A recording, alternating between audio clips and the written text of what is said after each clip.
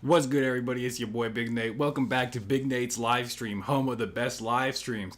As you can see, we got a dope lineup here. I'm praying to God this works. I really am praying to God we got the audio and the sound figured out. But I'm seeing a check 1, 2. I think we are. No. Oh, bro.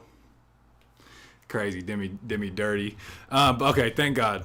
The trolling means that it's actually working.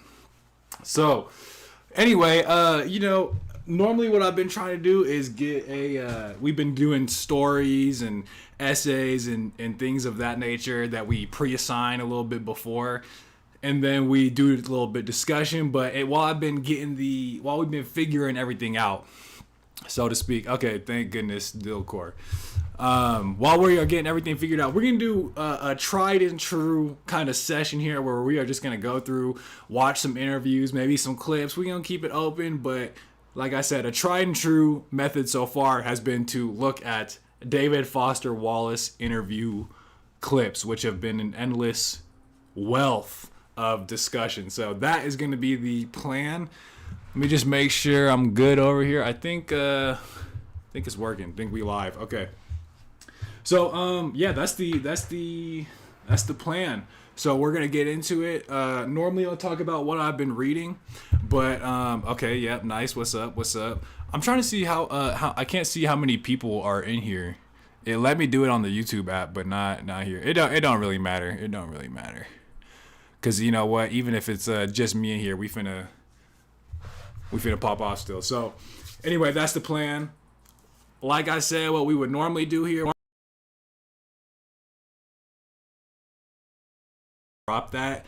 I'll briefly mention it, but I'm gonna hold off because I just recorded, everybody, the last part of the bookshelf tour because I realized I did the whole video without saying my current reads, and I feel like that's so important to get your current reads.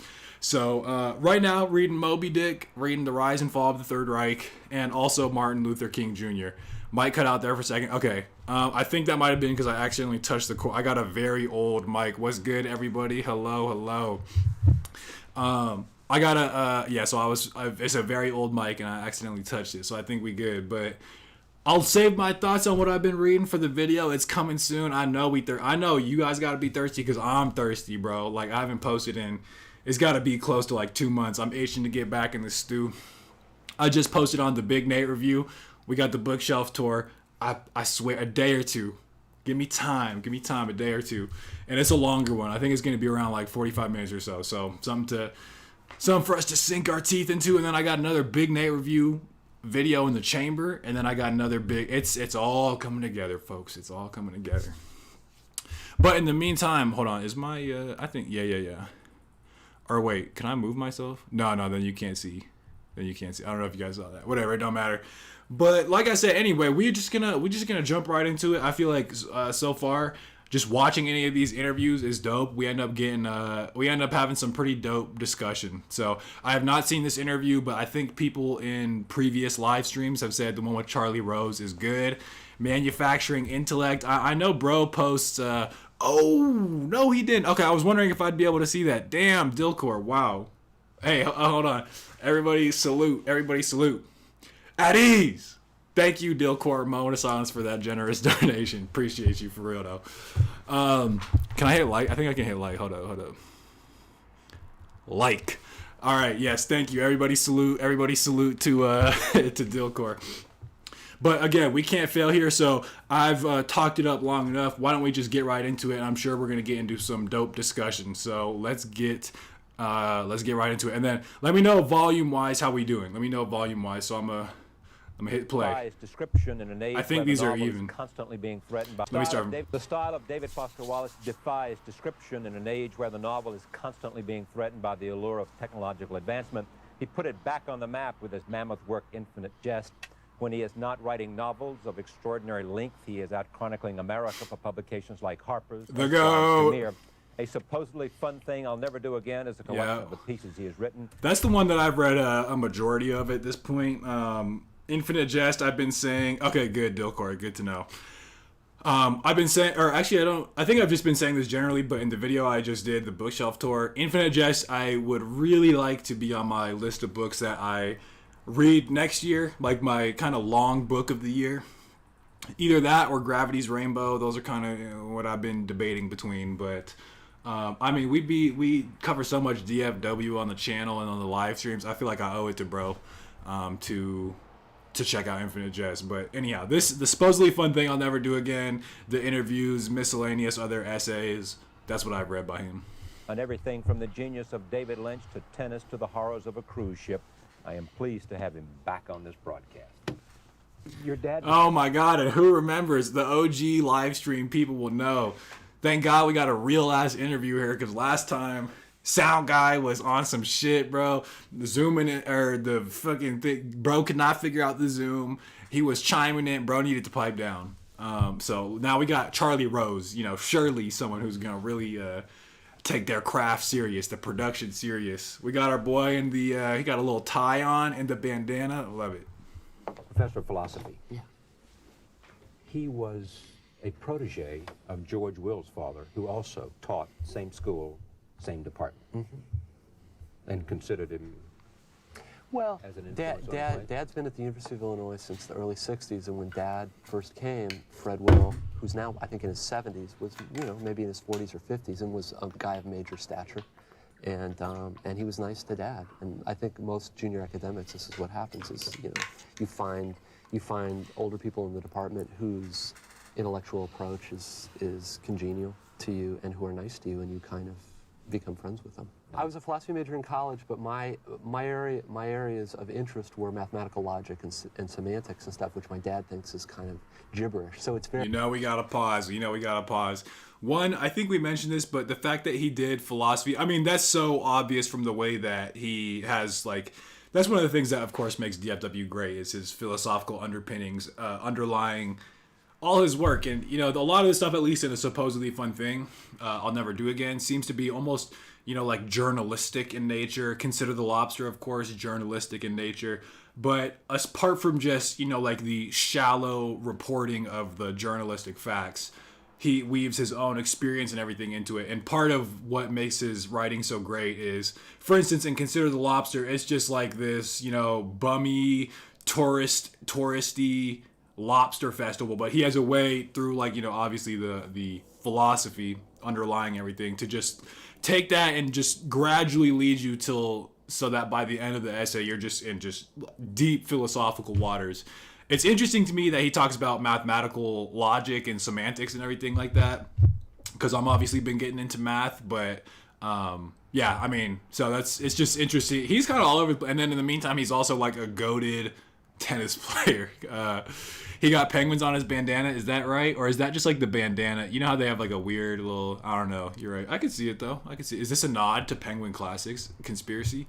His IQ must have been up there in the stratosphere. Yeah, I believe it. Really got to get my DFW game up. Everything I hear of him right up my alley, same values and principles. Yeah, again, this the problem with once you get into literature, is there's so many good people to read. Like David Foster Wallace, again, one of those people who every time I visit, I'm like, damn, I need to come back to this. And to be fair, we have been coming back, but just there's so many authors. Let me tell you, I just did the bookshelf tour, like I mentioned. That is one where there's a lot of really sunk in on me just how many books I need to read, how many authors are out there. So yeah, I agree with you, but we're here now. We're here now. Following in Dad's footsteps, but I'm also doing the required, thumbing the nose at the father thing. And the stuff that I was doing was really more math than it was philosophy. And I don't know whether... See, more math is crazy to me. That, they just kind of put you in a think tank and let you write on yellow paper. There's a thing at Princeton where they hire, if there's... Hey, I got yellow paper. Hold up. I'm doing my math on the yellow paper. Is it real? Was bro kicking? The yellow paper, the legal pad's mandatory. But anyway, I mean, it's interesting. I guess that makes sense. There is like this brand of philosopher, like Bertrand Russell is one of them. Spinoza is another one of them, where they're just like the way they do their philosophy is just like genuinely mathematical in nature. And honestly, I found the like math logic part of philosophy, because I have a minor in philosophy technically, and you had to take like a philosophy of logic class, and I honestly just found that so dry and boring. So I don't know. I guess some people just like work that way. I've also been historically really bad at math, but so I don't know. The logic aspect of it is something I find myself deficient in. But the fact that he is that was some of his background does not surprise me at all.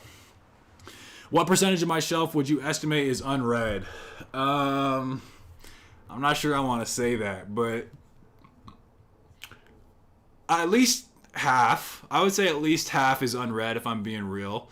I've been doing better than I was better than I thought. I didn't like when I went through for the video that I'm about to post. I didn't like just say every single book that I read. That would just get too tedious. But I would say 50 to 60+%. Let's stay there. Just kind of tuck that in bed away. But that's okay. You guys know my philosophy about collecting books. For me, it's a library. And honestly, if anything, going through and like looking at all the like, dang, I want to read that. Dang, I want to read that. Dang, I want to read that. That's exactly the point. That's the beauty of it. Like, once I finish a book, I can just peruse the whole shelves, and I'll have so many like, damn, I must read this book across so many different genres, authors. And I just, I'd rather have that option than not. Do you dig me? Hey, David Foster Wallace, are you reading Infinite Jest? No, I am not, GN Fortuity, but we were just talking about how that is on my list, hopefully for next year as my big book, because I'm currently, that's what I have been doing. I've been hitting about one big book a year. It seems like a really big one.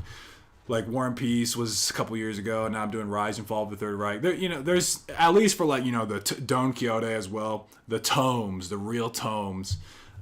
So yeah, that's around there. I'm around 50% as well. I think that's great. I'm trying to remember the quote by Walter Benjamin. I'm gonna keep bringing it up too. But someone's like, he's referring to a story, and they're like, "Oh my God, you have so many books. How many have you read?" He's like, "Not 1/5 of them." But he's like, and then, okay, I totally just butchered the execution of this, but it was something like, I have a whole bunch of china too, or like how much china, like the plate china ware. He's like, I bet you don't use that, or I don't use it. Wow, I just totally fumbled that Walter Benjamin quote bag. But the point is, often it's aesthetic. It's the process of it. It's having the options. I'm gonna pull up that quote because it's good. I need to get that. See, look, this is my problem. I'm not witty like that. I should have just been, Walter Benjamin says, blah, blah, blah. Anyway, what the fuck? It don't matter. That's way better than me. 1/4. Embrace it. Finish The Deluge by Adam Tooze. Good read. Nice. Okay, sounds good. The Deluge, what's that about? Is it like maybe? Okay. Surely. Okay, my internet sucks. I apologize. I think I just cut out. I'm pretty sure I just cut out. My internet.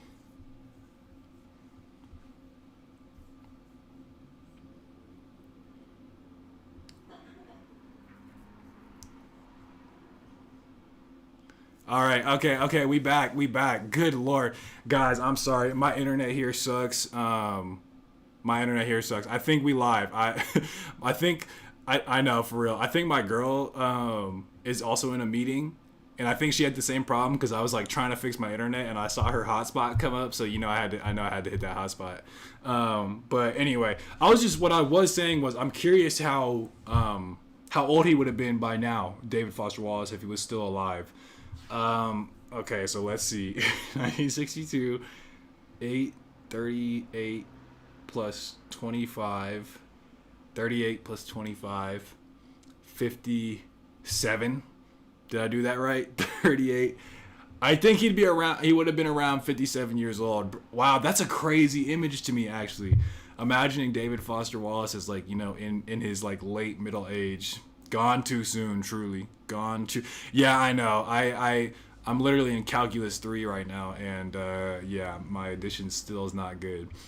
But anyhow, I was just wondering, and oh my God, in today's society, bro, David Foster Wallace would just have a fucking field day. So somehow we are only a minute and 38 into this, so let's try this one more time. Supposedly professors don't teach any classes; they just sit and devise proofs.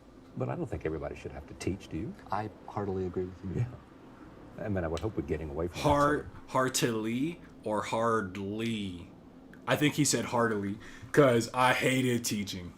I hated, or I like teaching. When I was in my PhD program. I low-key dropped out because I had to, because you end up spending so much time teaching and grading. Like, that's technically what you get paid for. I'm not going to, this is going to be a whole ass video I make one day about why I dropped out of my PhD program in academia and everything. But yeah, no, the amount of work that you end up having to dedicate that. Anyway, point is, I'm with him. I'm with him. AI. Oh, right. Yeah. Yes. David Foster Wallace takes on AI would be crazy. I wonder how DFW would not only react but also live in today's society. Would he accept today's reality? I know one of those things that we will never know. And again, this is a thing I hate with like authors just in general, when they either like, they die too soon, or any kind of political circumstances made it so that they couldn't write any of things of that nature. Is I just hate to see the wasted potential, because I feel like he would have just gotten I feel like his writing would have aged, like his ability, because I was gonna say his writing would have aged like wine, but for one, it has aged like wine. But I just mean, like, if he had continued into his 50s now, bro, would have been crazy. But I'm sorry, we're gonna. And likewise, you hope that you can get away from the notion of publish or perish too. Yeah. Oh boy, don't even get me started on teaching. Facts. You learn an enormous amount. The cliche turns out to be true. The teacher learns a lot more than the students. You do for about 2 or 3 years, and then the curve falls off sharply.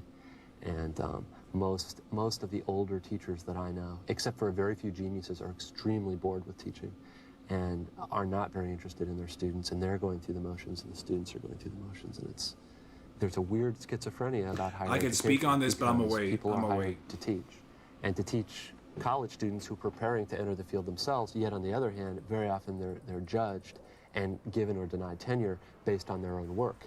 And I think administrators believe that the two are compatible. They're really not. They're entirely different. And the more time and energy spent on teaching, which is extraordinarily hard to do well, the less time spent sort of on your own work. Okay, well, I'm in a good position. I'm sorry. He brought it up. It's not my fault. He brought it up. But this is exactly it. Like, when I got to my PhD program, you get paid, or like the reason you're there is to do research. Like the thing, and if you want a job in academia, if you want to be a professor, you got to do research. So what do? That's what he just said, publish or perish, because you have basically, there is like one metric really for how good of an academic you are, like just very coarse grain here, and it's how many papers you get published. So there's no incentive to do like, long quality papers. It's all about just churning out as many papers as you can. And the thing, but you're in the PhD program. Meanwhile, what you actually get paid to do is teach. Technically, that's what you do in the PhD program, is you get paid to teach and grade, and then you're also supposed to do research, essentially as free labor. If we're being honest, you don't really get paid to do research. So what he's saying is like and we're low-key explicitly told in our programs, it's not explicit necessarily, but in so many words, you're supposed to spend as little time teaching as possible, because any time teaching takes away from research, which is ultimately what is going to secure your spot in the game. It's a really fucked up system. I didn't think we'd end up here, but that's what he's talking about. TBH, I feel like an artist's death only adds to the importance of said artist, so maybe who knows if DFW would not have had such an importance, not have such an importance. I agree that like the author's death sometimes adds a little bit of lore and mystique, and sometimes there's a lot of authors who like fall off in some way. So like for at least in terms of the pure art, for some people it's like ending on a good note. But DFW, I don't think if he hadn't passed, I think, because it's not like he wasn't one of those people to me where he got like really famous after his death. He was having like kind of mainstream interviews. He was like a critically acclaimed author. He was doing like journalism in a lot of like the top magazines. So he was already appreciated. And I feel like it's definitely gained more value over time just because of how true it's proven. But I think he's on that, so good you can't ignore him. And so I think he would have been just fine, and would have had masterworks that came out of him since. Because I was hired. I didn't have much teaching experience. I was hired because, I write a lot and publish stuff, and that's really all I care about. And I hadn't had much teaching experience, and so you learn a lot right at the beginning. but I'm coming up on, this is my 4th year, and I'm already. So you've kind of burned out and bottomed out and plateaued. So all you students. I think I think I've developed an aesthetic, or I've developed a position, and I find myself saying this year the same thing I said last year, and it's a little bit horrifying. I got very lucky and got a grant, so I can take next year off. Oh my God, I hate that I'm hearing this right now. Like, this is academia stuff. I can't believe he had to deal with it. Because that's the thing. If you're lucky, right, like what you do is you teach classes and shit. That's how you get paid. If you're lucky and you spend like hours and hours and hours applying to all these different things, then you can get a grant. And he's talking about like next year I'll be funded. And basically you don't have to teach. You just get to do straight research. And that's like the golden, that's like the holy grail of being like in any kind of like academic position. But you see how I take, in fact, I just read a book, Art and Fear. Which I won't get super into it, but it's like this kind of paradox where it's like, because the book was talking about like, actual artists, and what you want to do is become kind of like one of the career paths to support you, doing your art is to become a teacher. But once you become a teacher, then you end up spending so much time like with the meetings and the colloquia and the actual teaching and the grading that you've now lost all the time to like do your art. And so it's like this vicious cycle where it's like you need to make a living trying to do what you want, but once you get that living, it completely takes away from the thing itself in the first place. That's very much how it was with like when I was doing research. Who's to say he wouldn't have come any more culturally irrelevant? Yeah, I'm sure he would have. I think like, and I think he would have too, because all the seed of everything that he was talking about in his writings, we have just seen like time and time again. We are, I think, seeing a lot of the stuff that David Foster Wallace talked about and warned about, like at the limit case, it seems like with social, he was talking about like, TV being addicting. Nowadays with social media and like, artificial intelligence, not to mention like the politics and just the state of society right now. Again, I think the germ seed of all his ideas have just borne out, to the nth degree, and I think he just would have had, even more insight from writing about this stuff. Truman Capote never wrote anything after In Cold Blood, but you just know this man would have given us a lot of work to cherish. Did something happen to him? Did something happen to Truman Capote? Or did he just stop? But yeah, exactly. So unpaid leave, and I don't really have to confront the decision. And so what will you do with that year? I will, if this is like Cormac McCarthy shit too. Like he at some point he got awarded the Genius MacArthur Fellowship, and it was like, oh, now he's able to like do writing uninterrupted. And before then, from what I've read about Cormac, he was just living kind of in poverty. It's like this again. It's the dilemma of trying to make a living out of something you want to do, but not having the living just suck all the life and creativity and heart out of it. The Pale King was all about boredom. I can't imagine what conclusions he would have reached on it with that novel had he completed it, because boredom, the essential thing. Yeah, right. Hold on, let me...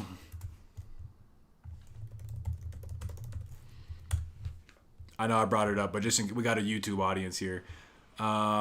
Boredom is the dream bird that hatches the egg of experience. A rustling in the leaves drives him away. And I think I mentioned this on one of the other streams too, but like Isaac Newton, like just while we're talking about the role of boredom and how that's like completely disappeared, Isaac Newton came up with low-key, I forget, definitely, what's it called? Something about light, the prismatic nature of light, the fact that it can be broken up into different frequencies. Like, you have the prism and it creates the whole rainbow.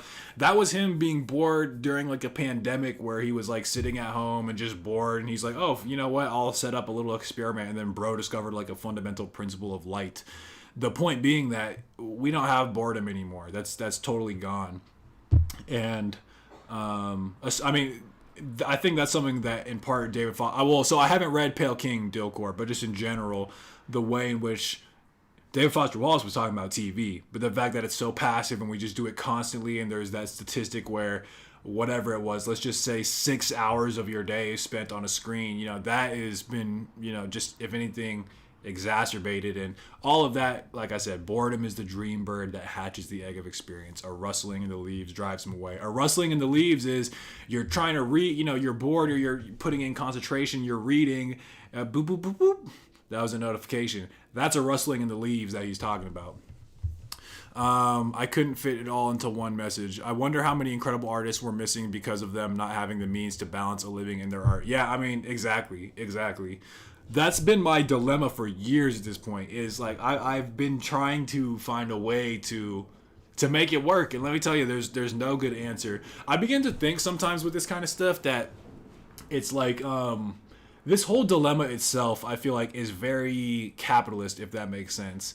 And my girl was reading The Dispossessed by Ursula K. Le Guin recently, which is like where there's this society on the moon or something like that. One of like this, whatever. It's like a sci-fi thing. But they go and visit, basically like there's no rules there. It's very communal kind of society. And they go and visit this planet called Eurus, which is basically just like capitalist Earth. And it's like this anthropological, like, just, you really see how like bass backwards, as they say, modern society can be. Anyway, I feel like that's just such a capitalist, like how many artists are not meeting their full potential because they can't make a living. Like that's just a crazy dilemma to exist at all in the first place. It's just like, anyway, I ain't gonna get into it. Capote got into the bottle and doing rails and just partying. Yeah, also a lot of we've lost a lot of authors and work to alcohol addiction. That is a real thing.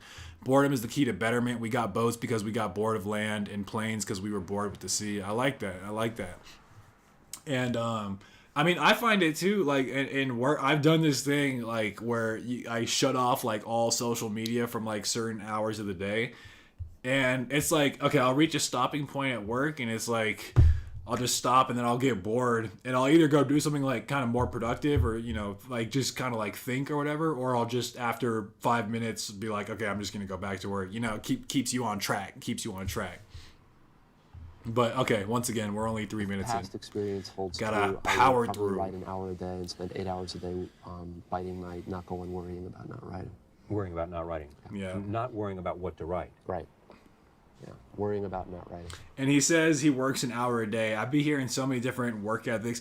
I have another book that I've read, just whenever I feel like it, about how different writers' routines. And it's crazy. Like, some people report writing for like 6 hours a day. Some people write for like an hour. I myself, I'll be lucky if I get like 2 hours in a day. That's like, I'm riding a high for the rest of the day. I don't know how people can work like 6 hours like that. Yeah, when you don't have those pointless distractions of technology, you either do something productive in terms of work or do something productive in your mind. Yeah, and this is like the low-key, the theory of why we don't read, like why they read so much back then. Because if you're bored, there's nothing, like books were entertainment back then. They were the entertainment. But anyhow. Connotation. I do love Instagram Reels. The sense that I'm taken seriously and respected for my work. You can read this in my face? Yeah. I can read it in terms of what's been written about you and what you've said. What do you say? Show me somebody who doesn't like to be respected. I guess there's a certain amount of ambivalence about, say, the reception that Infinite Jest got, because every writer dreams of having a lot of attention. But the fact of the matter is, this is a long, difficult book, and a lot of the attention began coming at a time when I can do elementary arithmetic. A lot of people hadn't had time to read the book yet. So the stuff about me or interesting rumors that develop about the book and all that stuff. Oh, wait, he's saying like all the buzz around me didn't even, he said I can do basic arithmetic. Ain't no way people actually read the book for all that praise to come out. Is that what he said? It makes me laugh. Yeah, exactly. Yes, definitely. Keep pressing the lever. Go for I it. found that. Me too. I got an excellent stream. Like that, I got an but excellent I meme wanted people stream. to read the book. I'm sorry that I'm essentially stuttering. No, you're doing just fine. So other than that, I don't think I'm more hungry for respect than the average Let me person. talk about this book, a supposedly fun thing I'll never do again. I'll have to check out the Salinger. I'll have to check that David out. Lynch, who, after I read your piece in Esquire, was it Esquire? No, Premier. I interviewed David Lynch. You never got to interview David Lynch. Well, I said from the outset. Flex. He said, I interviewed David Lynch. You never got. No, I know he wasn't saying it like that. But I do. That David Lynch essay, Man, it's been a while since I've read it, but I remember, thoroughly liking that. And I think because he talks too about like his experience. If I remember watching Blue Velvet for the first time, and yeah, David Lynch is. We just talked about this. I mentioned it in the Discord. I watched Blue Velvet. Dang, I fuck with that. Mulholland Drive. Damn, I fuck with that. Lost Highway. Dang, I fuck with that. And then I'm like, ooh, I'm so excited for Eraserhead. This is one of his biggest movies. It's gonna be fire. Oh my god, I low-key hated Eraserhead. I'm not gonna get into it right now, but what a drag. If I'm being, I get the symbolism. We ain't gonna get into it right now. But just since David Lynch was messaged. Dilcourt does not fuck with Lynch. I understand that. I could definitely see, like, even the stuff I do like, I can see why people wouldn't like it. But anyway, just while he was on the topic, They let me on the set of all the other journalists since I was the only one who... And I think he did Lost Highway, which is the one I'm talking about, which is the movie that I'm talking about. That he did not, in fact, want to interview David Lynch. Why did you want to go observe David Lynch? I found... you mean, why did I not want to interview him, or why did I want... Well, why was David Lynch interesting to Appreciate you it, as the Dilcourt. subject of a magazine piece? For me, the number of film directors who get national distribution in this country who are truly interesting as artists is very, very small. And Lynch was one of them for me. I agree with that. I I've do been fuck interested with in Lynch. his I films do for a fuck long with time, Lynch. and Just not a actually in Eraserhead. grad school. I think there's a thing about this in the essay.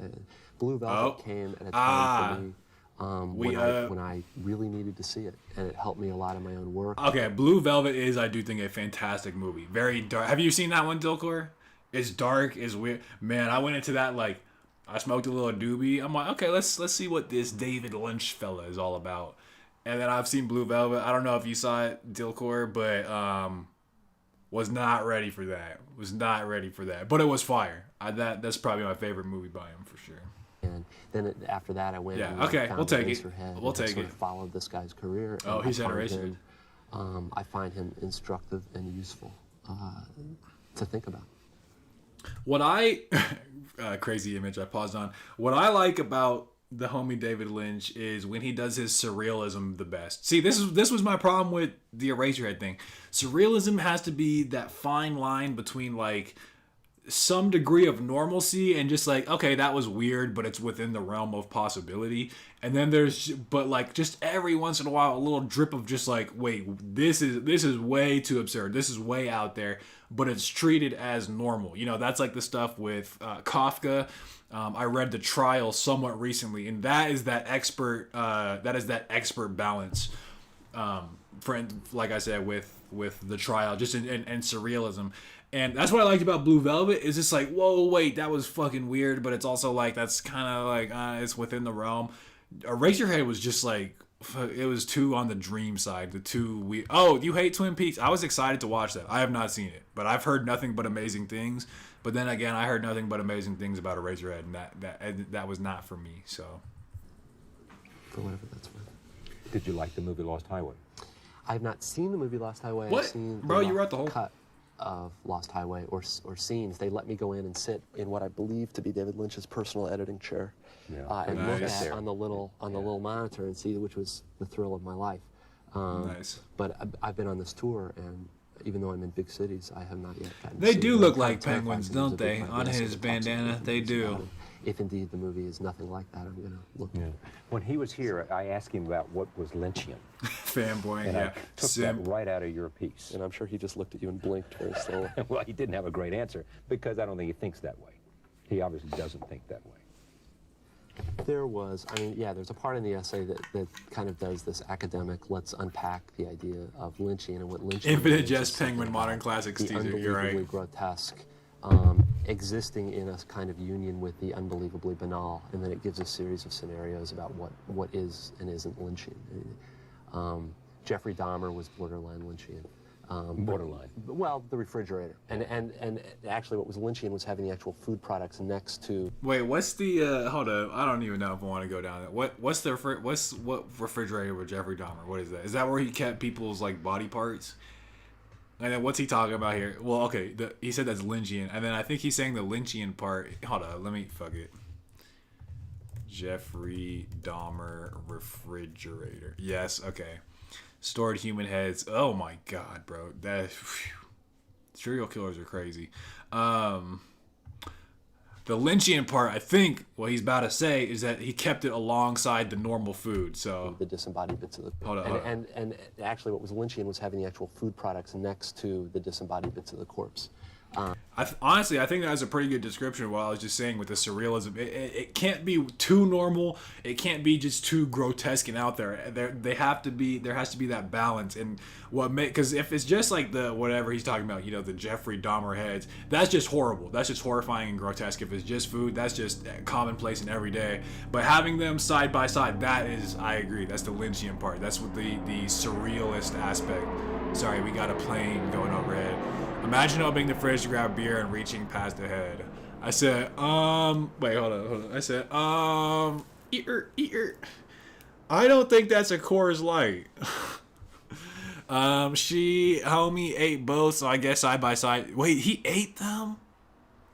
Oh, Jeffrey.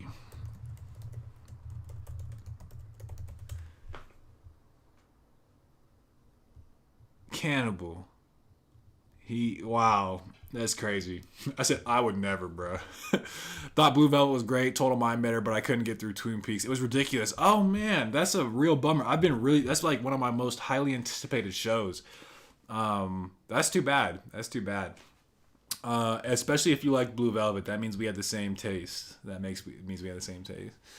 I wouldn't, as for me, you won't catch me doing it. I guess the big one is, a regular domestic murder is not Lynchian, but if the man... Right, this is what we're talking about. If the police come to the scene and see the man standing over the body, and the woman, let's see, the woman's 50s bouffant is undisturbed, and the man and the cops have this conversation about the fact that the man killed the woman because she persistently refused to buy, say, for instance, Jif peanut butter rather than Skippy.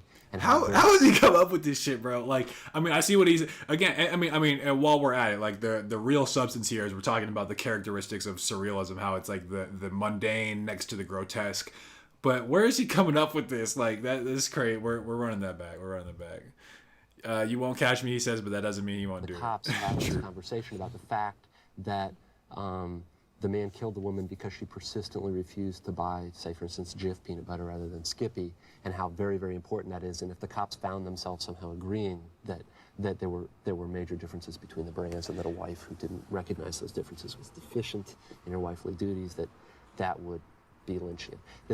I gotta stop that. I know, first off, it's crazy he just came out with that on top of his head, because I also think it's great. I mean, like I was just talking about the trial and how what happens is, like, there's things that are normal and it's like, okay, yeah, whatever. But he's talking about, like, imagine this situation where there's like a murderer and the cops come and the murderer is explaining, oh, it's because she didn't get the Jif peanut butter instead of this other one. And the cops are like, it's like this crazy situation. That's like low key. There's scenes very similar to that in the trial where it's just like the most like absurd shit ever, but they're just treating it like it's an everyday thing and they're just going about its business. Oh, like, yes, of course. Like, you open I'm not gonna like spoil or anything, but you open a closet at his work and there's this crazy scene taking place, and like his first instinct isn't like, what the fuck is that? His first instinct is like, ooh, I don't want to, like, I'd hate to get associated with it. Like, how can I find a way to get these people out of here? Get out of here. It's like, bro, that is not the point. The point, again, just taking the absurd as like everyday real. It's almost like not like magical realism, but there's a real part of surrealism. Part of surrealism is realism. I said, whoa. Jif is better than Skippy as well, so this guy in this scenario is legit tweaker. Exactly. Weird, this weird confluence of very dark, surreal, violent stuff and absolute, almost Norman Rockwell, banal American stuff, which is terrain he's been working for quite a while. I mean, at least since Blue Velvet. You think the failure of Dune was good for you? Man, we saw this in the last one, but the way he be tweaking on with his facial expressions, you can just career. Because it made him understand a system that he didn't want to be part of. What happened to Lynch with Dune, and now I'm getting a lot of this from my research, which was published up. It's not like with Dune. Mr. Lynch and I had coffee and he told me this stuff. But Lynch's career for a while had a kind of Richard Rodriguez arc to it. Eraserhead, like El Mariachi, this enormously cool independent film, and it attracts the attention of people with money. The first one is Mel Brooks, and Brooks hires him to do The Elephant Man, and The Elephant Man is yeah, he's got tics. Or just like what I think he's doing is like, funny enough, grimacing at himself because he feels like he's answering poorly. That's like what he kept. Bro would give like a fire answer and be like, "Oh, I'm sorry, that was terrible," and you could just feel his actual discomfort. I think at being at not answering what he thinks is in a satisfactory way, although it of course is. I wouldn't say tics. I just think he makes expressions when he's not pleased. Yeah, right. I think it's not like a real like physical thing. I think he's just like wishes. I think is a little hard on himself with his interview performances, needlessly. Fantastic film, and its lighting and atmospherics, nothing else. So anyway, because of that, De Laurentiis hires him to do Dune, and now Dune at the time is equivalent to what like Twister or The Rock would be now. It's this enormous. This is a product, and there's all this money at stake. And Dune itself, the novel, I don't know if people read it anymore, but it's tremendously complicated science fiction novel. Anyway, so you don't need an hour-long narrative of this, but Lynch does the thing and doesn't do it all that well, but what really happens is the money men come in and they cut, like, I think 35 minutes out of the movie, and it renders the movie incoherent. I mean, literally. I have heard the David Lynch Dune, because you think that would be sick. I wonder, I don't know why this just occurred to me. I wonder if they'll ever, because I feel like I don't know, I get a feeling it might eventually happen, but I wonder if Blood Meridian will ever have a film adaptation. I think I brought that up to mind because at some point, I have no idea how this came about, but somehow there was the topic of like, what if David Lynch did Blood Meridian? I'm pretty sure that's where I'm connecting that, but irrelevant, but I don't know, that just came to mind. He's just grimacing. Yeah, exactly. Lynch's Dune sucked ass, not gonna lie, the ending is not. Yeah, you won't catch me watching that. I've heard horrible things. And I've heard too that part of why it's horrible is because now it wasn't like an independent film kind of thing. It was like this massive, not like a Hollywood production, but there was like, the mainstream kind of like media pressure with it because it was such a highly produced, funded film. And I feel like, that's just not his lane. You know what I'm saying? That's just not his lane. I'm ashamed to admit it, but I've been dabbling in Consider the Lobster because I'm straight up intimidated. Oh, don't be, nah, you don't gotta be ashamed. And plus, that's a great, easier, I mean, I wouldn't know, I guess. And Infinite Jest is intimidating. I'm intimidated by Infinite Jest. But Dune is one of my favorite books, and the ending is genuinely nonsense. It just can't happen if you take Dune seriously. Yeah, I liked Dune. I have a little bit, like, at sometimes I feel like I got a little rambly and stuff. Funny story about Dune. I've mentioned this before, but I read Dune, and I was a big enough fan of it that I got Dune Messiah, and I was like, okay, Dune Messiah, yeah, it was good. I like Dune more, but the way Dune Messiah ended, I'm not no spoilers or anything, but I was like, oh, I'm not even gonna get the third Dune. It's pointless. It was not pointless. If you know what I'm talking about, then you know what I'm talking about. But so, shout out Dune. They cut out so much stuff like it was doomed. Yeah, I mean, if you're talking about the Dune movie, I'm not familiar, nor do I ever plan on watching that. It sounds just universally hated. But yeah, you don't get in his lane either. Don't get in David Foster Wallace's, or not David. Don't get in David Lynch's lane. Wait, what was not pointless? Oh yeah, no, I know it wasn't the way that I thought it ended. I made an incorrect leap at the end of the second book. I did something similar with the Hunger Games. I read the Hunger Games. I'm like, dang, that's fire. Shout out the Hunger Games. But then I'm like, well, I'm not gonna read the second one because they already did the battle royale. Like, the fun part's over. Now it's just gonna be like political, like.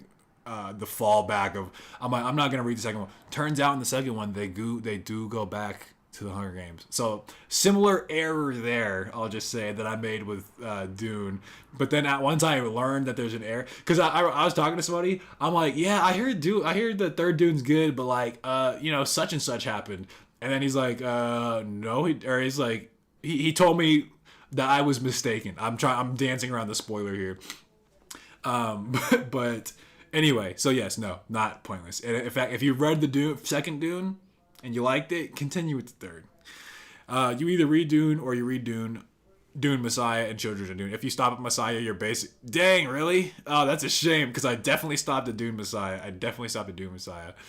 What's up, Lizzie? I see you in the comments. Don't think I don't. I thrifted a copy of Dune, published in 1970s, a true OG. Hold on, let me see my copy.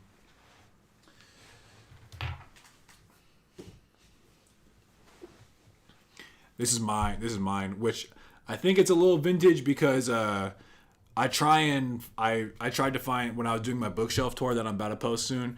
I couldn't find this cover anywhere. It was like some random ass like eBay thing. But yeah, no, shout out, of course, shout out Dune. Emperor of Dune is by far the most philosophical. Ends with the golden path. Wow. Okay. Well, that's a shame. Maybe at some point I would be down to revisit Dune. So maybe I'll, and why not Dune Messiah, and then maybe I'll hit the third one. So, all right, back into it. Finch ate the flop and decided that what he wanted to do is he wanted to, rule over small films rather than serve large corporate ones. I mean, he was really one of the first. We see a lot of them now. The Cinemax and Fine Line directors, these kind of independents who are doing stuff a little out of the mainstream but still getting national distribution. As far as I can tell, Lynch really pioneered that ground. He was really the first one to be doing small, eccentric films. Bruh, when does the Odyssey come out? What's bro's name? Christopher Nolan. I don't think there's a trailer. We tried watching a trailer and it was like some AI shit. I bet this is. Yeah, I can see it in the little thing. All right, no trailer out yet. No trailer. Right? It's okay. We'll get there. Wait, what? There's one in theaters? Dang. Wait, what? Hold up. I've got to track this down. Whoa. So he's playing. Oh, wait. Okay. Actually, you know what? I'm going to save it. It's not officially posted. Damn. Type of shit. I'm going to go see a movie just so I can see the Odyssey trailer. You're high-key not watching the Odyssey? Why? As soon as I saw that armor, I said I'm good. Wait, what are... Oh, are you guys talking about the Odyssey? Oh, I hope not. I really had high hopes for that. So let me know. We'll watch them make them. Release, with Blue Velvet being the best example. And this may be entirely false. I mean, I'm not a film scholar. But you like movies. I do like movies. Front row. Okay, me too. English Patient. You don't like Zendaya? Why don't you like Zendaya? You're seriously asking me for my view on English Patient? I thought English Patient was an extremely well done, slick commercial movie. I thought it was beautifully lit. English Patient, I don't know that. The desert. You don't like Zendaya enough that you're not gonna watch it though? That's serious. I have no problem with Zendaya. It is a kind of weird it's a very like contemporary, like trending actors right now kind of cast, but that's fair. I honestly haven't seen enough of her. The most I've seen of Zendaya was whatever she was in that Disney Channel ass show. Tom Holland's just a little vanilla for me, but I mean, honestly, the cast is. I'm just curious about what Christopher Nolan does with the Odyssey. That's like him plus the Odyssey. I said this too. I almost worry a little bit because to me, Interstellar was the Odyssey. Like that actually maybe means that he'll be good at capturing the vibe of the Odyssey. But I forget where I said this or whatever. It doesn't matter. But like there's 2001: A Space Odyssey, and honestly, that's always kind of confused me because if you've seen 2001, for me, it wasn't really like Odyssey vibes. Odyssey is like Odysseus. He's returning from the Trojan War. It's this trial after trial after trial to find his way back home. I didn't see that really with 2001: A Space Odyssey by Stanley Kubrick, but Interstellar to me was like the perfect like instantiation of the Odyssey, where it's like whatever bro's name it, Matthew McConaughey goes and it ends up being this massive journey, and the whole time he's trying to get back home, and there's trial after trial, and like with that one planet with like the gravity and all these different things, and he eventually makes it back, but it's like all these years later, it's like that's like bar for bar low key like an actual space Odyssey. So now I'm like, how's he gonna do the Odyssey? I'm also skeptical about just remaking I'm not opposed to this. I'm definitely gonna watch the movie. It's like a concern, you could say, I guess, is like depicting a 3,000-year-old, one of like the foundational texts of all of literature. it's just I'm curious how that's gonna pan out. It could be done well. I'm not saying it can't be done well. I hope it can be done well, in fact. But I mean, for even if it was, I'm watching any Odyssey movie that gets, especially Christopher Nolan. I gotta check that out. It's like if Book Talk casted the Odyssey. I'm gonna give you that, Dilkor. I will give you that. I think that's an accurate. Depiction there. I fuck with Matt Damon though, so maybe I gotta reconsider. You might just hate every iPhone face actor, which I don't blame you at all. Yeah, the casting feels off, but I'm having faith. I mean, you would hope Christopher Nolan knows what he's doing, and sometimes casting directions surprise you. And honestly, I don't even know the. And there was also the Charlize Theron woman. What's the one that's in The Office? I'm like, what role is she gonna play? I think she's gonna be Cersei, but she don't really strike me as like bad seductress goddess type vibes. Although maybe she could. Maybe it's because The Office. I'm just used to her being like a stern office woman. It's probably gonna be one of the greatest movies ever, but I'm a hater. Yeah, that's fair. Legalize just saying no to useless movie remakes. I'm not a fan of remakes, but I do, like The Shining. That's a great example of a good movie adaptation.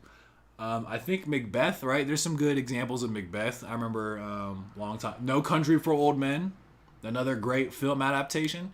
They can be done. And sometimes, they're. I mean, you're not outdoing the Odyssey, but like No Country for Old Men and The Shining, both of those I think are good examples of like these are pretty.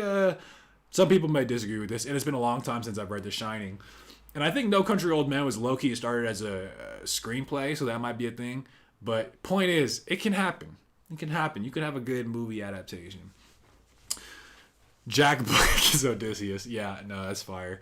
And then The Rock as Telemachus. That didn't even make sense, but whatever. David Lean. I thought it was like David Lean, Florence of Arabia in some ways. I felt the story was somewhat predictable, and sorry. I haven't seen The Shining, but I hated the Misery movie adaptation. I never even heard of the Misery movie adaptation, but you gotta watch The Shining movie adaptation. That's a mandatory. Do I have any favorite directors? Honestly, I've been trying to get more into the movie scene.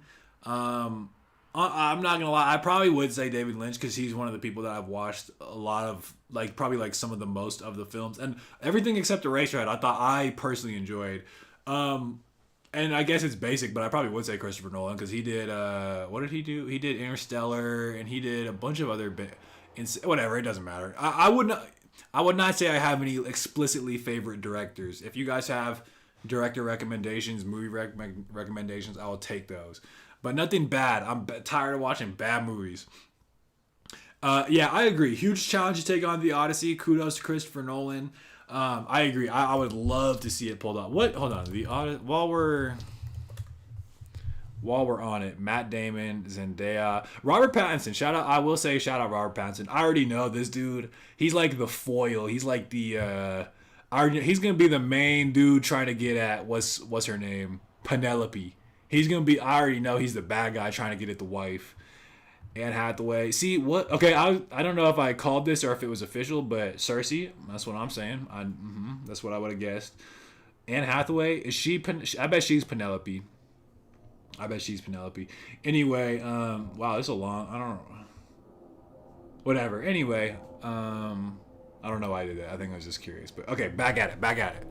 Fundamental stuff at the end seemed to me like stuff I'd seen 250 times before. But in all fairness and in all respect to Michael Ondaatje, I felt the same way about the book, which I actually really like Ondaatje's poetry. He's got a book called A Few Tricks I Can Do With a Knife that's really good. I didn't think The English Patient was his best book. Philosophical, slow pace. I hear Stalker is good. I hear, first off, he grimaced again. Second off, I hear Stalker is good. I've been skeptical because they do mention slow paced. I'm not inherently against slow paced, but that's usually code for boring. I'm not saying it is because I bet it's actually not. There's a lot of great slow paced movies. But no, Stalker's on my list. I'm just like scared because like now I've been taking some risk on like the more artsy kind of stuff, and some of them have flopped. And I know it's like a 3-hour movie, but I have heard amazing things about Stalker, so I'll bump that up. I will bump that up.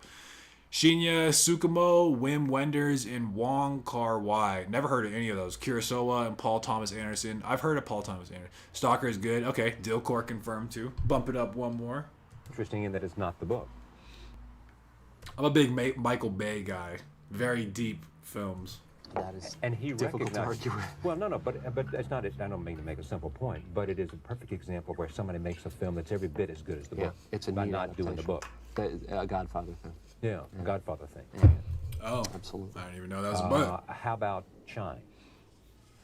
I'm gonna go Shine. down 3. Dave. This is a lot of this is going to get cut out, right? Perhaps, but I'll make the. He said, perhaps. Also, not him asking that again, because we know he was asking that in the last interview. He's like, surely you're going to... Also, bro's getting done dirty. You're cutting this out, right? Uh-huh, yeah. Mm-hmm. A lot of... Bro is... every time is in there.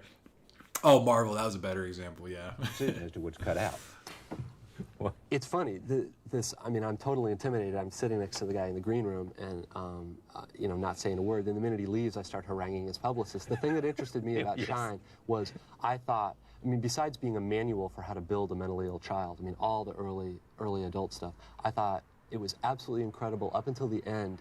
And then I just thought the causes of the dysfunction and the symptoms of the dysfunction are unpacked with such complexity and such care. And the ending, charming though Lynn Redgrave is, just the move from the time he becomes a hit in the bar to the time Lynn Redgrave meets him to the time she consults an astrology chart to marry him to, his very I don't get moving, it, but I bet he's making a good point right now. It's terrific, but it happens at about 10 times the speed that all the other stuff did. So the thing I was asking the publicist is, did the money guys or the studio guys make him wrap the ending? And they said no. They got a little bristly. They got a little bristly, and I would- am not trying to bust on Shine, which I know you're not. But what we're trying to do here is just understand you by talking about things other than your work. And we'll come back to unfortunately most of the things that are leaving my mouth seem to be mean. What? Most of the things that are leaving my mouth seem to be mean. Well, we'll get to that. Okay. Now, why wouldn't you talk to Scott Hicks? Oh, Scorsese, of course. Oh, Taxi Driver is on my list. You're a big deal writer. Watch me. Hold on.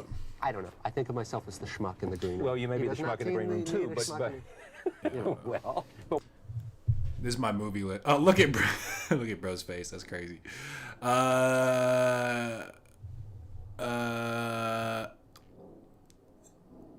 You see Stalker's on there. See, I'm not capping. I was not capping. You see Stalker, and you see Taxi Driver. Am I capping or am I not capping? Nah. Facts. Let's see what else we got. So, yeah, whatever. It don't matter. Blade Runner. No, not seen Blade Runner. Not seen Blade Runner. Neither of them. Why would you turn to him?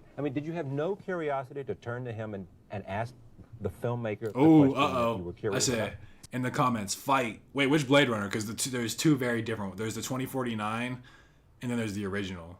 I'm assuming the original's got to be good. All right, fight in the chat. I think if I had known him or he was my friend, I would have been comfortable just doing it out of... I think part of it is going to readings. You do a reading at a bookstore. Right. And then afterwards, there's usually a Q&A. Right. Bro, if I did a reading, I'd be so bad. I'd be like, I just can't. I'm a bad reader out louder. Oh, OG is a masterpiece. Okay. Good.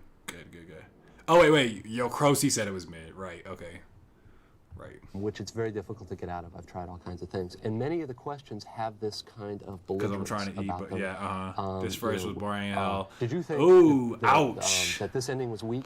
And part of you kind of goes, well, why don't you and I go have supper and we'll talk about this? You don't just come at somebody with a question like that.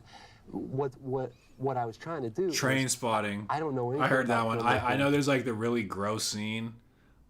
Oh, you know what's funny? Funny story here. Train Spotting. This somehow this is bringing me back to my PhD program. But I remember we read there was like a study. It was like a neuroscience study, an fMRI thing, and they were trying to get at the like what regions of the brain are relatively more active during disgust. Basically, like the emotion of disgust. And their stimulus, what they played people in the fMRI was a scene from Train Spotting where there's like a toilet or something. I don't know what I just know it from the study, but apparently it's like a gross toilet scene and heroin and poo-poo caca or something like that. So, but they use that as the stimulus as like disgust. So, from the perspective of making a film, what I know is watching them as a movie fan. And Pauline Kael is sort of my idol this way. She was the fan, she was the consumer, and her authority came from that. I felt as if the ending of Shine had been mucked with, either to get the time down, or the guys said, the producer said, this is we need a more upbeat ending. and I was curious to know whether I'm gonna skip a little. I'm gonna skip a fast in little. real life, and that's the way it happened. Can you imagine yourself writing a screenplay? Have you tried? Oh, this should be a yes. This should be a dunk. No, I haven't tried. I've talked a couple times. My best It's kind of interesting how he hasn't actually, given that he's so into like film and everything, and obviously does the writing. You'd think that'd be like an instant yes. friend But writes mysteries, and he and I have talked about doing a screenplay. I think, I think I would have a very difficult time writing something that is product that other people would mess with. that's that's something. But another thing that comes to mind too is how he mentioned on one of the interviews that we did, how he was he's like that my writing does not lend itself to being like spoken out loud. So I wonder if like some of his dialogue or like what makes DFW, if that wouldn't transfer onto the screen, which I'm sure it wasn't. But like I feel like he has good dialogue from like what I've read. But anyhow. And the amount of money that's at stake in movies and the amount of the dispersal of responsibility for the thing, I mean, the director, the actors, the producer, in order to do, writing is very difficult for me. And it takes a lot of time and energy. And once I've done it, it's my thing. I can't imagine putting in the time and energy to do a good that's true. screenplay. I mean, something like what David Webb. And then they Peoples just could take do. it. He's a screenwriter. I think is really, really superb. What's he written? He's written Blade Runner, and he wrote, Blade Runner mentioned. Unforgiven. The Blade Runner Clint Eastwood mentioned. Western. which Did is you like it? I thought Unforgiven. Yeah. I thought Unforgiven is the first really smart Western since I don't know early I Peckinpah. did too. Like I right there. loved it. What's interesting is I don't know a single Peckinpah female is who a good- likes the film. It's very odd. I've talked to all these people about Unforgiven, It's interesting and to I say think that females because think Western, it stinks. And if you can get them to watch it, it's not a Western at all. I mean, it's a moral drama. It's it's Lonesome Dove vibes. Lonesome Dove is also like heavy Western, of course. Because like I'm sometimes turned on. Western is like one of the genre, and it's like cowboys. But man, if you wrote Lonesome Dove, there's so much more going on there. So much more complexity. Blah blah blah blah. If they make. Oh, you would literally protest it. Okay, we'll wait for the Dillcore activism thing. Do you think they would do that? I mean, I have no idea what Infinite Jest is about, really. So Henry James, basically. But it's very odd. my girlfriend and I, Amanda, hates the film, and it's the one film that I just have a wider difference with her Yeah. than any other film that we've seen together. If I were going to try to do something, I'd funny. want to do something like that. But that was also an enormous success story, luck story. David Webb Peoples, a reclusive, weird screenwriter, I don't know much about him. The script had been shopped around for years, and finally Clint Eastwood bought it. And Clint Eastwood's got enough juice to go, okay, I'll star in it. So they'll make it. This was a weird Western. This is very it's cerebral unfilmable, like literally Western. more so than something and like. I think the Blood only way Meridian. that it could have gotten Yeah, made I was believe if, that. Because I feel like, I mean, I don't know, but I've so much. I mean, this is what's the problem with any kind of stylistic writer. I think has something that is specific to the writing, which really won't transfer onto the page. I feel like that's true of writing in general. And David Foster Wallace is, of course, a very stylistic author. So. And it's like, isn't his, part of his thing for me is like these enormous, like half a page long sentences that are just super run-on-y. And it's like that kind of, and the footnotes within the footnotes, that kind of stuff, that I don't see how you would do that in film. All I know about Infinite Jest, tennis, and television, yeah, that makes sense. Especially someone who is Max. There's the phrase, style is substance. And it's that idea that like part of what makes his writing good is his style. So, and then none of that is able to transfer onto the page at all. Someone like Hemingway, the complete opposite. He's like, minimalist. But again, like, a similar principle where it's just like, what makes Hemingway is the way he had like these short, brief sentences. I mean, I don't know. Especially you're right. The maximalism seems even harder because you can kind of maybe convey a little bit of like the minimalism stuff in terms of film. But Cormac McCarthy wrote the screenplay for a movie called The Counselor. It's pretty good. Totally twisted. Yeah, haven't heard or read that actually. But I think, something like, there's a big difference between something like Blood Meridian and No Country for Old Men, for instance. But yeah, no, I could see that. Our director, was willing to do it. And the thing about it is, I think for every script like that gets made, there've got to be, you know, hundreds of these really intelligent, cool scripts. Absolutely. There's not somebody that comes along who has the power to get it made. Right. Or else it gets worked on by the rewrite guys, you know, and John Gregory Dunn's got It was that a problem whole back then, monster too. About, you know, they're working on. Saw a video yesterday about Hemingway. He got that writing style by working in a newspaper where he had to write front covers with direct sentences and whatnot. Super interesting. Yeah, I would totally believe that. I mean, it's always kind of fun to learn the background of some of the authors, and you can see how their experiences, you know, informed their own writing. I mean, it's interesting to me too how like the format of a kind of writing itself will have an influence on people. Like, so you mentioned the newspaper writing. That seems totally plausible to me. That's where he got some of his, like, you know, terse writing style, just the essentials. And also, I mean, I don't know if this is related, but what comes to mind for someone like Hemingway for me is like, it's also what's not being said. It's like, you know, a normal conversation with real people, you know, they'll oftentimes like kind of like you'll dance around a certain thing. He captures that whole thing really well. But the one thing about this place, there's these little fucking never-do-wells who have like these little motorcycle things loud as hell. And I'm echo sensitive. That means I don't like noise. But also you have things like Charles Dickens, some works by Dostoevsky where they are serialized, you know, like their writing is based on either I think Charles Dickens in A Tale of Two Cities was paid by the word. Dostoevsky I think it was Dostoevsky, and I forget the novel, but it was broken up into different, like, it was expected that you have like something by this date, the next part by this date, you know, like, anyway, I wonder how much that factors in.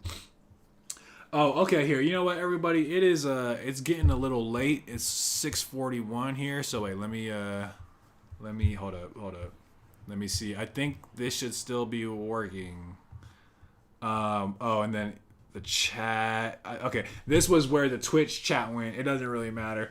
But anyway, thank you guys for tuning in to the Big Nate live stream, which is, you know, goes without saying. Oh, wait, here. Hold on, I got it. Wait, hold on. There we go. Which goes without saying is the home of the best live streams. We will have a video, a bookshelf tour coming to you very soon. Thank you guys for tuning in. You know what? Like, so I don't know, like, with the live, I mean, I think there's only 4 people in here right now. So I don't know if we should go to like an actual text or if we should keep doing like this interview format, but we can talk more about that on the Discord if you guys have any preference for, like, should we assign a text and go through it? Next week, I think I'll have to either switch up the date or not because my sister and cousin will be in town, but we'll talk about all that. Yeah, peace out. Salute to the Big Nate gang. At ease, everybody. But we'll keep in touch in the Discord. Thank y'all so much for tuning in. And until next time, thank you for watching Big Nate's Book Reviews, home of the best book reviews. Hold on. You will not be able to reconnect your stream. Yeah.